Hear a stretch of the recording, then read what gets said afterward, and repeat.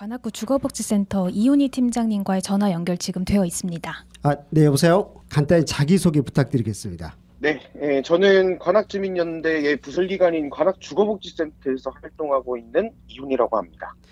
네, 반갑습니다. 네, 반갑습니다. 사실 저희들도 이 8월 9일 잊을 수가 없거든요. 그러니까 네, 저희들이 예측하지 못했었던 이런 수해 피해라든지 이런 것들은 다들 처음이었을 텐데 지금 저희 PD들도 오늘 혹시나 해서 거의 이제 90일 가까이 되는 시기라서 이제 그 수해 피해 받은 가장 큰 신사동 지역이라든지 그리고 어디였죠? 우리 청룡동인가? 청룡동 뒤쪽에 네네. 있는 빌라 같은 곳도 직접 다시 다녀오긴 했는데 아직 완전히 피해 복구가 되진 않았더라고요. 네. 네, 네, 그렇죠. 최근 침수 피해 가정 찾아가서 집수리 진행하신 걸로 알고 있거든요. 어떻게 진행됐는지 상황도 어떤지 궁금합니다. 우선은 침수 피해 관련해 가지고 이제 집수리 진행하기 이전부터 이제 침수 피해가 됐을 때 그 지역 사회에서 조금 함께 좀 모금을 해가지고 진행했으면 좋겠다라는 의견이 있어서 관악 사회적 기업 네트워크랑 관악 주거복지 네트워크, 관악 공동행동 그리고 관악 뿌리재단 이렇게 해가지고 이제 단체가 모여서 이제 모금 활동을 시작을 했고요. 네네. 그리고 그 대상자 발굴, 주민들 발굴 같은 경우에는 주거복지 네트워크에서 발굴을 했고요. 이제 큰 피해가 있는 경우에는 이제 주택에 짐을 다 빼고 다시 넣고 요 작업이 되게 번거롭기도 하고 힘든 작업이었고요. 그걸 직접 저희들도 봤거든요. 정말 네네. 엄청난 일이었겠다라는 생각이 들더라고요. 네네. 네네. 근데 또 다행히 또 이제 저희 주거복지 네트워크나 이제 사회적 기업 네트워크에서 많은 단체가 또 힘을 써주시고 하셔가지고 네네네. 관악 뿌리센터 모금도 많이 됐었고 그리고 지역 사회단체에서 이제 많이 도움을 주셔가지고 좀 잘 진행이 됐고요. 특히 저희 관내에 이제 사회적 기업인 일터 인테리어 김철 대표님이 신경을 많이 써주셔가지고 네네. 조금이나마 이제 좀 수월하게 작업을 진행한 것 같습니다. 그러면 제가 궁금한 게 사실 이러면 사람들이 정말 많은 곳이 피해를 받고 이곳을 돕기 위해서 노력하는 주거복지센터에서 이제 주거복지 네트워크와의 협력 가운데서 이렇게 했을 거라 생각이 드는데 규모라든지 솔직히 기부금만으로 된 게 아니라 또 재능 기부 형태들도 결합됐으니까 사실 돈으로 환산하자면 되게 크겠다라는 생각도 들기도 하거든요. 어느 정도의 가구를 좀 집수리해드리고 또 어느 정도의 기부가 이루어졌는지도 궁금한데요. 저희가 애초에 그 목표했던 금액은 2천만 원 정도였는데 네네네. 그래도 이제 조금 덜 미치긴 했지만 1,200만 원 정도가 이제 지역사회 이제 모금이 완료가 됐고요. 네네네. 솔직히 실제 공사 비용은 일터에서 조금 이제 예전에 자주 거래한 그 업체에서도 이제 관악구 피해가 심각한 걸 아시고 이제 소비자가가 아니라 이제 좀 가격을 이제 저렴하게 해가지고 그 비용도 처리를 했고요. 네네. 그래가지고 총 한 10가구 정도 저희가 지원을 해드릴 수 있었습니다. 네. 정말 고생하셨습니다. 이게 10가구라고 했지만 사실 안에 들어가서 보면은 특히 이제 그럼 그 10가구를 선정하는 기준도 있었을 것 같아요. 예를 들어서 반지하 가구 위주로 한다든지 이랬었나요? 어떻게 됐나요? 반지하 가구 우선으로 저희가 먼저 진행을 했고요. 그리고 이제 그 선정 기준 안에 그 집에 계속 거주할 수 있는 조건이 돼야 되는 거잖아요. 네, 그렇죠. 네네. 네, 그래가지고 거기에 대한 대책이나 이런 거를 이제 좀 고려한 다음에 이제 그분이 거기서 살 수밖에 없는 주민들 위주로 저희가 했던 것 같아요. 네. 네. 이게 많은 분들이 함께 했기 때문에 그래도 보면 규모는 1,200이랬지만 이것도 결코 작은 금액은 아닌 것 같아요. 보면 다른 곳에서도 기부금도 있었을 텐데 오로지 이제 집수리만을 위해서 모아낸 기부금이고 게다가 이제 네. 보통 인테리어 하면은 저희들도 직접 하면은 한 5,600만 원 정도에 할 것이 인테리어에다 맡기면은 거의 3-4배 이상이더라고요. 그러니까 그만큼의 일들을 하셨을 거라 생각이 듭니다. 네. 현장에서 좀 직접 보시기도 했을 것 같은데 그런 네네. 피해라는 것들을 좀 어땠는지 어떤 양상으로 이렇게 피해를 보셨는지 이야기해 주시면 좋을 것 같아요.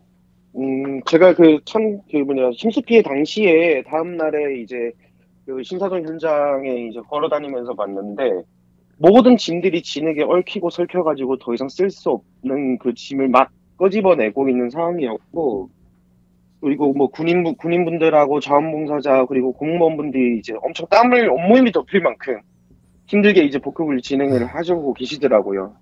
그리고 거기에 사셔야 되는 분들은 가까스로 이렇게 나오셨다고 하시더라고요. 네네. 그 침수 피해가 있었던 그 옆집에 이제 계신 분이었는데, 그분도 이제 창문을 깨가지고 부셔가지고 나오셨다고 하시더라고요. 아, 네, 그 정도로 조금 이제 아차할 때 물이 확 차올라와가지고 문이 열리지도 않고요, 수압 때문에. 음, 그래가지고 그렇게 나오신 분들이 꽤 많으셨고, 또 그래도 그나마 좀 그래도 보기가 좋았던 게 주민들이 서로 이웃끼리 네네. 이쪽 짐 같이 덜어주고 도와주고 이렇게 하는 모습을 봐서 그래도 마음은 좀 따뜻했던 것 같습니다.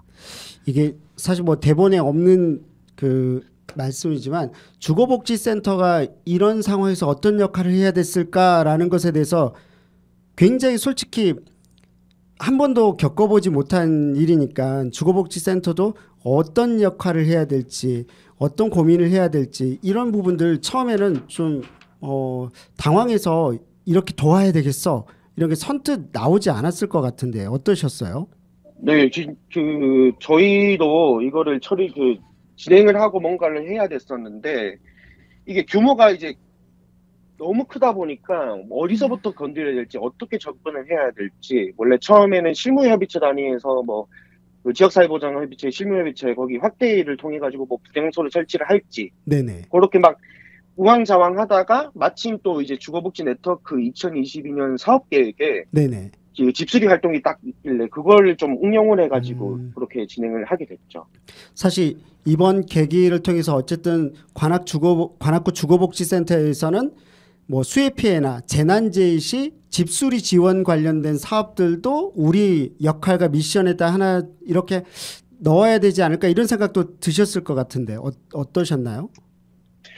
그 미션을 넣고 싶은데 어떤 이제 침수 피해가 일어나고 거기에 대해서 이제 우리가 이제 2차원적으로 이제 그 상황이 벌어지고 난 다음에 이제 그 수리를 하고 이렇게 치료를 한다고 치면, 네네. 저희 주거복지센터는 이제는 그런 상황이 다시 벌어지지 않게끔 이제 예방적 차원에 대한 사업들, 예방적 차원에서 사생되는 사업들이나 주거 상향을 위해서 어떻게 할 것인지 거기에 대한 이제 목표성이 이제 생기는 거죠. 지금 보니까는 역시나 이제 없었던 이야기를 계속 찍어드려서 죄송한데 보면 장애인분들이 반지하에 많다 보니까 서울시에서 지원하는 제도가 그 이사를 가게끔 한다든지 주거복지에서는 집수리만 있는 게 아니라 방금 말씀하셨던 예방적 차원도 하나의 역할일 것 같은데 장애인분들이 반지하에 많으시니까 그분들 우선으로 해서 이사할 수 있도록 LH나 이런 곳으로 할 수 있도록 임대 아파트로 갈 수 있도록 하는 사업들을 한다는 것도 저희들이 보도를 했는데 그런 부분들도 어쨌든 연결시킬 수 있는 부분이기도 하겠네요. 네, 충분히 연결이 가능하고 서울시나 이제 국토교통부에서 지금 이번 주 수요일에도 그 관악구를 방문을 해서 네네. 이제 그 침수 피해를 당했던 그 가구, 주택을 한번 보기도 할 거고, 네. 그다음에 다시 한번 이런 일이 일어나지 않기 위해서 어떻게 할 건지 지금 현재 그 침수 피해 반지하에 계신 장애인분들 같은 경우에는 실태 조사를 끝냈고요. 네네. 앞으로는 이제 아동과 노인과 이제 이렇게 포함된 가구를 이제 조사할 계획을 가지고 있습니다. 주거복지센터가 이미 그 관련된 내용은 다 조사가 끝난 건가요? 1차적으로? 네, 장애 가구는 1차원적으로 먼저 끝냈습니다. 그거 팀장님 나중에 저희들이 너무나 이거 듣고 싶어서 저희들이 구청 측에다도 요구하고 했었는데 명확한 네네. 통계 자료가 없더라고요. 그래서 이 부분도 만약 조사가 끝나셨다면 또 그리고 아동도 노인도 이렇게 하신다고 하니까 그런 부분들은 알려주시면 저희들이 최대한 기사와 그리고 이제 네네. 보도를 유튜브 영상으로도 이렇게 제작해서 지역에다 알리고 싶네요. 네. 네, 그게 지금 서울시에서 진행을 하고 있고요. 네네. 아마 내년 상반기나 하반기 정도 되면은 거기에 대해서 구체적인 정책이라던가 구체적인 통계라든가 이런 게 좀 나올 것 같긴 하거든요. 네. 그래도 네, 그때는 지금 현재까지라도 어쨌든 그래도 유의미한 그런 자료들이 있으실 것 같은데 저희들이 한번 사전 인터뷰 삼아서 저희가 전화 드릴게요. 네. 네네. 네네. 그리고 지금 그 데이터가 정리되고 나서 저희한테 넘어오고 이러이러한 데이터가 네. 있다라는 걸 넘겨주면 좋겠는데 저희도 지금 그거를 아. 중간중간에 받지를 못해가지고 네네네. 네, 그거는 저도 조금 요구를 해야 되겠다는 생각이 좀 드네요. 아, 네. 감사합니다. 네. 하여튼 뭐 너무너무 고생하셨고요. 이런 의미 있는 활동 자체에 대한 부분들이 결국은 관악구 차원에서의 그런 뭐 공동체 위기를 일으킬 수 있는 재난이 왔었을 때 저희들만의 시민사회뿐만 아니라 민관 협력해서 대응할 수 있는 좋은 사례가 될 거라 생각이 듭니다. 혹시 주거복지센터에서 앞으로 뭐 계획이라든지 이런 게 있으시면 좀 소개해 주시면 좋을 것 같아요. 일단 우선 이제 그 기후 위기랑 주거 취약계층 분들은 기후 위기랑도 좀 연관이 뗄래야 뗄 수 없는 것이라고 좀 생각을 해서 네. 이제 주거복지 네트워크 통해서 이제 2023년에 정도에 이제 주민공청회나 주거 포럼 같은 거를 좀 개최를 해서 네. 이제 주거 환경이 열악한 주민분들 그리고 임대 아파트에 거주하지만 뭔가 힘듦이 있는 분들 그런 분들을 같이 만나고 이야기를 듣고 해서 조금이나마 이제 주민들의 목소리를 반영을 해서 주거 관련 정책을 좀 마련할 때 반영이 되게끔 저희가 좀 노력을 하려고 하고 있습니다. 아, 네. 너무 기대되는데요. 그런 내용 자체에 대한 부분들, 뭐 기후이기 때문에 어쨌든 뭐 주거복지 관련해서 노인, 아동, 어린이, 청소년 이런 분들은 사실 폭염이라든지 이런 것에도 되게 취약하잖아요. 예를 네, 들어서. 그대로 노출이 돼 버리는 거죠. 네, 그렇죠. 그래서 그런 부분들 애써 주시고 그런 애써 주신 것들 말씀해 주시면 저희들도 최대한 지역사회에 더 알리도록 노력하겠습니다. 네, 오늘 네네. 감사합니다. 네, 감사합니다.